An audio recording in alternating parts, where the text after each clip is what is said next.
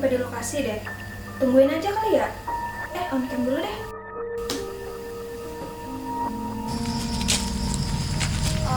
Pen, sorry nih aku mau coba lihat telat ya. Tapi kalau kamu di sini ya Pen ya, lihat keadaan di sini, sumpah deh serem banget. Bentar ya, aku kasih lihat. Kelihatan nggak Pen? Kak, yakin nih mau naik? Aku takut Noro. Takut ini bakal roboh. Apalagi udah bertahun-tahun kan nggak pernah di tempat kemarin. Guys, kalian yakin mau main di sana? Aku aja nggak berani loh, makanya aku mending diam di rumah. Terus kalau misalnya tiba-tiba ada penampakan gimana? Ih, kan serem ya. Iya Kak, namanya uji nyali nyari setan. Ya siapa tahu kan aku bisa buat konten gitu, habis itu jadi YouTuber deh. Lah, iya juga ya. Oh iya, ini tinggal Sinara aja nih. Ini kita mau duluan atau mau nungguin dia? Kayaknya kita tunggu Kak Nara aja deh Kak. Kalau cuma kita bertiga aja yang main kan kurang seru jadinya. Oke dah, kita tunggu Nara dulu ya guys. Oh ya Pen, aku Macok Devia naik ke atas aja kali ya, lihat keadaan di atas. Kepo nih sama keadaan di atas. Nah, ini dia Sinara udah join.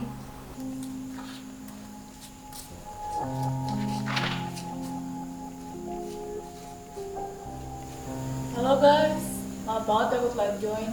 Gimana, udah mulai belum? Belum sih. Ini juga kita masih nungguin kamu. Oh ya Nar, udah sampai di lokasi apa belum? Kalau misalnya udah, bisa kasih lihat ke kita nggak gimana sih keadaan gudang beras yang katanya udah kosong selama 29 tahun yang lalu itu? Si Gekinda sama Cok Devi udah nyampe di lokasi mereka belum? Ya Kak, aku sama Kak Indah udah nyampe di lokasi sama udah naik juga. Sumpah deh Kak, ini nambah serem banget sih. Masa ada satu kursi tua tuh ya, ngadep ke jendela. Kayak ada orang yang sering dudukin sambil ngeliat keluar gitu. Guys, hati-hati loh. Aku takutnya tuh nanti kayunya rapuh. Terus pas kalian injak, kalian jatuh. Kan nggak lucu ya?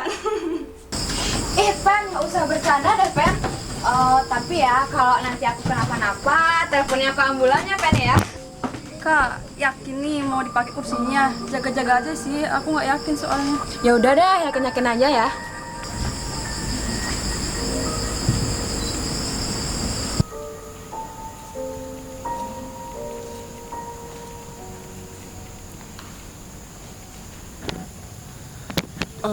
Halo, ini udah kelihatan jelas belum? Halo, Penita, Gekinda, Cok Devia. Oke.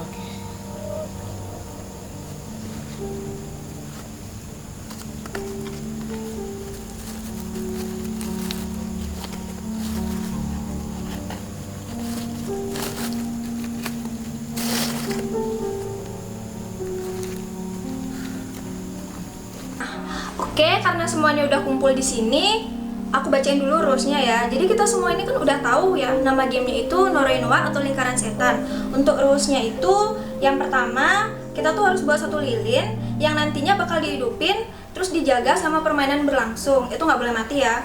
Terus yang nomor 2, setiap orang menceritakan satu kisah horor, nggak boleh berhenti sampai semua orang itu cerita kecuali si pembawa lilin. Dan yang terakhir, kalau semua udah selesai cerita, nanti lilinnya itu ditiup terus dipatahin gitu sambil kita bilang bareng-bareng Noroinoa atau lingkaran kutukan. Oke, udah itu aja sih rules-nya. Yuk, kita mulai aja gamenya. Oke, kita mulai. Bentar ya, aku mau ngidupin lilin dulu nih.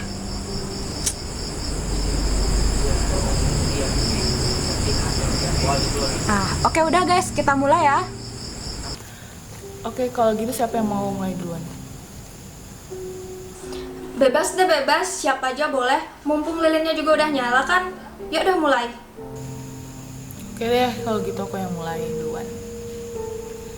Oke, aku akan ceritain sejarah mengenai gudang beras ini waktu 29 tahun yang lalu. Dan nggak salah satu sih, lebih tepatnya sejarah ini tuh kenapa akhirnya ditinggalin sama orang-orang yang dulu kerja di sini. Nah, oke, aku ceritain dulu. Sejarahnya tuh karena sebenarnya pekerja yang kerja di sini tuh dulu sering digangguin sama sosok nenek-nenek yang matanya tuh hampir copot satu. Dan ada banyak tuh zaman itu tuh kayak cewek-cewek muda yang suka aborsian gitu.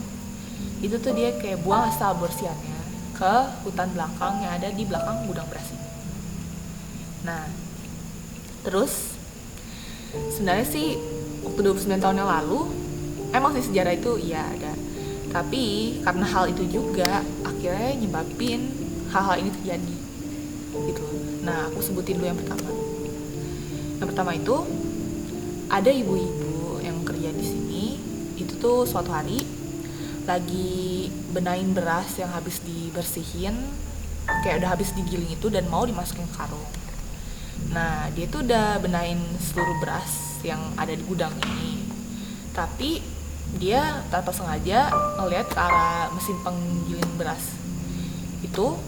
Terus dia ngeliat kayak ada satu karung lagi yang belum dibenahin. Nah, akhirnya ya dia refleks lah kan, karena kewajibannya juga. Dia ambil tuh karung, mau dibawa ke tempat penyimpanan berasnya.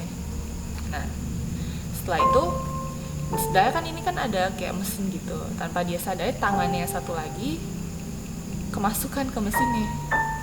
Dia juga antara kaget, shock, panik, dan bingung mau ngapain gitu loh. Dia udah berusaha tarik berkali-kali tapi bener-bener gak keluar. Dan akhirnya dia pas akhirnya berhasil, dia shock banget lah, tangannya itu putus dan akhirnya darahnya itu kena ke mesin. Ingat Nar, harus lanjut terus Nar ceritanya. Tadi apa anda? Bener-bener dah. Oke deh, aku lanjut ya. Tadi terakhir sampai yang kata pas ibu-ibu yang tangannya nggak sengaja kemasukan ke mesin penggiling beras kan, yang kena darah kalau nggak salah. Iya benar. Oke, aku lanjut. Nah, setelah berapa bulan kemudian ada bapak-bapak yang kerja di sini. Itu dia tuh kayak kerja seperti biasa, seperti tiap harinya. Dia tuh lagi ngejemur beras di luar gudang beras ini. Nah, terus dia setelah beberapa saat balik lagi ke dalam gudang beras ini, dan dia ngeliat tadinya kan teman-temannya ada tuh. Terus pas dicek lagi, mereka semua hilang, gak ada jejak sama sekali. Dan suasana di sini tuh bener-bener senyap banget gitu. Terus akhirnya dia panggil-panggil nama mereka, gak ada sautan sama sekali. Udah dia panggil sampai 1 jam masih ada gak ada sautan. Udah dia cari sekitar sini muter-muter tuh gak ada. Dan akhirnya pas dia udah putus asa dan memutuskan udahlah mendingan aku keluar aja, tiba-tiba dia ngedengar suara, "Nak, mau kemana? Sini sama saya aja, saya ganggu kok." Nah, setelah dia dengar suara itu, bapak itu nengok, otomatis nengok ke belakang lah ya. Terus dia ngelihat muka nenek itu serem banget. Dan akhirnya dia saking ketakutan banget keluar dari gudang beras ini dan lari ke pinggir jalan di sana. Nah, akhirnya dia saat mau nengok ke belakang, dan tadi sadari ada mobil yang melaju dari arah belakangnya. Dan saat itu juga Itulah Nar di belakang kamu Nar. Nara. Ya ampun Nar. Nar di belakangmu Nar. Astaga kakak. Woi, kenapa sih kalian? Kenapa sih pada teriak-teriak? Woi, tenang dulu, kenapa? Tenang dulu, ceritain emang kenapa. Itulah Nar di belakang kamu Nar. Nara. Nar, itu Nar di belakang kamu. Awas belakang kak.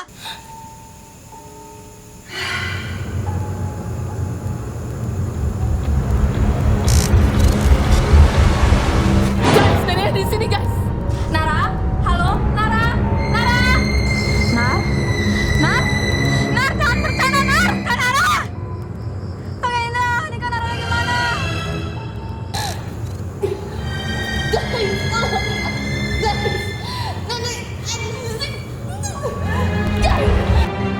Guys, ini udah nggak bener. Nara hilang. Ada yang tahu kalau kasih gudangnya di mana? Kita harus susulin dia, ke sana. Aku sama Kak Ina nggak tahu itu dari mana, Kak. Tadi aku juga nggak sebenarnya ke Rara. Ini Nara gimana, guys? Nara gimana? Aku nggak tahu gamenya bakal sebahaya ini. Aku takut. Guys, kita nggak bisa berhenti gitu aja. Karena peraturan dari gamenya ini, kita semua tuh harus cerita kecuali si pembawa lilin. Jadi, menurut aku, kalau misalnya kita semua udah selesai cerita, terus gamenya ini selesai, nanti Nara bakal bisa balik lagi. Oke, kita bakal lanjut game ini. Apapun yang terjadi, pokoknya kita harus tetap lanjutin game ini, guys. Kak, aku mau pulang. Gak mau mainin game lagi. Takut. Tenang, kita semua harus tenang. Cok Devia, lanjutin cerita. Bener kata Kak Indah, jangan berhenti cerita apapun yang terjadi. Oke, aku bakal jaga lilin kita ini sampai game kita berakhir. Kita lanjut ke Cok Devia yang cerita ya, guys ya. Oke, jadi ini tuh cerita tentang pondok tua ini. Yang kata warga sekitar tuh dulunya sering pakai buat pesugihan gitu. Jadi kamar yang ada di bawah aku sama Kak Indah yang kekunci itu dibuat pakai naruh sajen sama nyanyi-nyanyi lagu buat hantu pesugihannya itu. Banyak yang bilang tiap hari sebelum hari nyepi di Bali, yaitu pas hari pengerupukan barengan sama pawai ogo-ogo. Lah, kok mati, Kak? Lanjut, Cok, lanjut. Oke. Dan banyak ada orang yang udah pernah ngelakuin pesugihan di sini sambil bawa sajen yang isinya kepala ayam atau kepala anjing gitu. Terus nyanyi lagu gitu lagi. Ya, di belakangnya.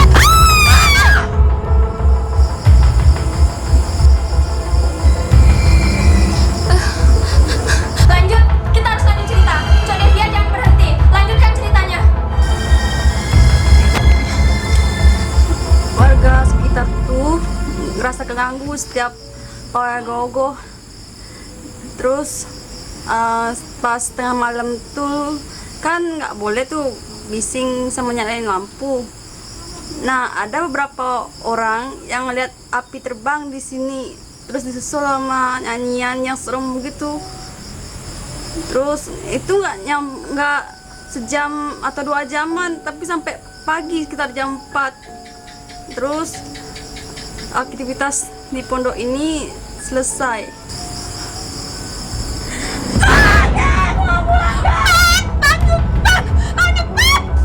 Oke, sekarang giliran aku yang cerita. Jadi ini aku dapat cerita dari internet. Aku nggak tahu ini ceritanya benar atau enggak, tapi aku coba aja. Jadi ceritanya ini tentang anak SMA yang ngalamin kejadian mistis.